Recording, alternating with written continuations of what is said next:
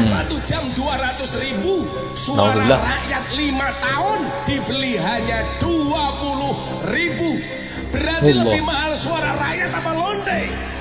Allah, kok bisa tahu Gus Miftah kalau 1 jam 200.000? Pak Prabowo sowan pondok, betul?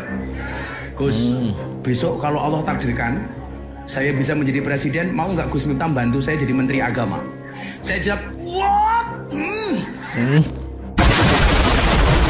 A'udzubillahi minasyaitonirrajim. Bismillahirrahmanirrahim. Teman-teman, kali ini kita akan membahas tentang Gus Miftah, yang dimana ada satu statement Gus Miftah yang memberikan pidato yang menggelitik. Bukan cuma menggelitik, sejatinya itu tidak patut untuk disampaikan seorang yang katanya ditokohkan. Kalian pasti tahu siapa Gus Miftah ini, ya teman-teman. Dimana dari beberapa waktu yang lalu dia juga memberikan statement-statement yang ngawur mengenai sejarah para sahabat. Entah kisah Nuaiman, kisah Umar, kisah Nabi Muhammad, kisah cahaya Muhammad katanya.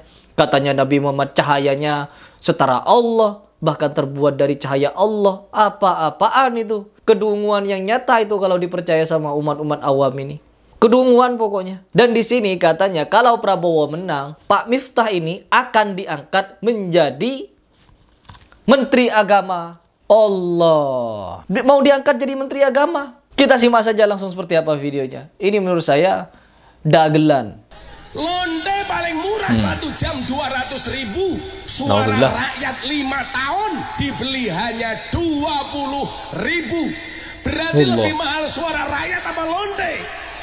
Allah, kok bisa tahu Gus Miftah kalau pelacur 1 jam 200.000?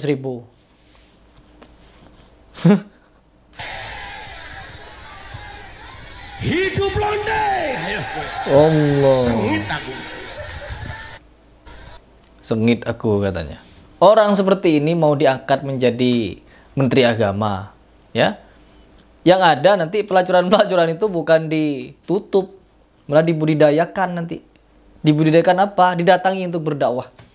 Habis itu keluar lagi. Allah, dikasih uang. Jadi Pak Miftah datang ke sana bukan diharapkan ceramahnya, tapi diharapkan uangnya. Apalagi jadi Menteri Agama tambah besar uangnya nanti. Allahu Akbar. Dan di sini coba kita simak seperti apa pernyataan Gus Miftah, yang dimana katanya dia ini mau diangkat sebagai Menteri Agama, ya, Menteri Agamanya Prabowo.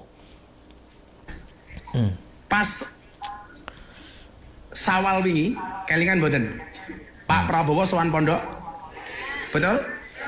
Gus, saya didoakan ya Gus ya. Saya nggak minta apa-apa, minta didoakan. Iya Mas. Besok kalau Allah takdirkan saya bisa menjadi presiden, mau nggak Gus Miftah bantu saya jadi Menteri Agama?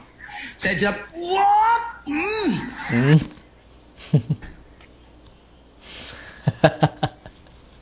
Entah ini beneran atau hanya guyonan atau hanya apalah. Saya tidak mau ikut campur, ya. Saya tidak mau ngurusin hidupnya Pak Miftah.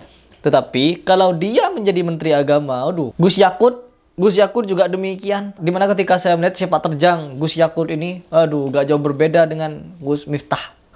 Allahu Akbar. Kalau kita sebagai rakyat negara Indonesia, teman-teman, kalau kita melihat orang-orang seperti ini ditokohkan, bahaya menyebarkan syubhat. Syubhat yang dimana itu bisa menjerumuskan orang kepada hal-hal yang tidak dibenarkan dalam syariat. Kenapa? Tidak menimbang dengan baik dan benar. Kalau saya pribadi, ketika awal melihat Pak Miftah ini, memang sudah ada beberapa ketidakcocokan. Bebas. Ya, kita tidak mau cocok dengan siapapun, bebas. Karena apa? Ini negara demokrasi.